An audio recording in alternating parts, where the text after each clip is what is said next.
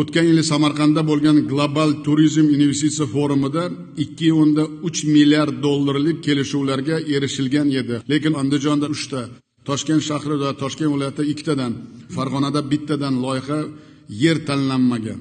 Sirdaryo va Jizzax hokimlari xorijiy hamkorlarga bironta loyiha taklif qilmagan.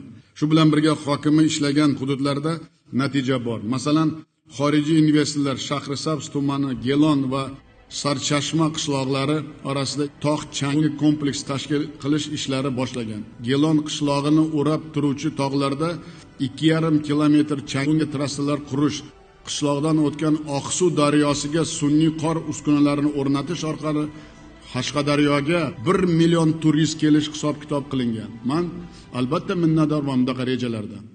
Mirakil turizm zonasida 60 million dollar investitsiya hisobiga 1,5 ming o'rinli 48 ta mehmonxona, mehmon uylari, 1,7 kilometr dor yo'li, 10 kilometr salomatlik yo'lagi quriladi. Bular hisobiga sayyohlar oqimi 6 karraga oshib, yillik 1 millionga yetadi. Shahrisabz shahri va Shahrisabz tumanida turizm klaster tashkil qilinadi.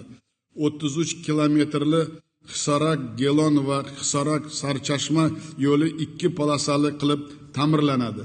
Chiroqchi Sho'rquduq avtomobil yo'li 30 kilometr ta'mirlanib, Samarqanddan Shahrisabzga qatnov qisqaradi. Natijada Samarqandga kelgan kamida 500 ming sayyohning bemalol Shahrisabzga jalb qilish imkoniyati paydo bo'ladi.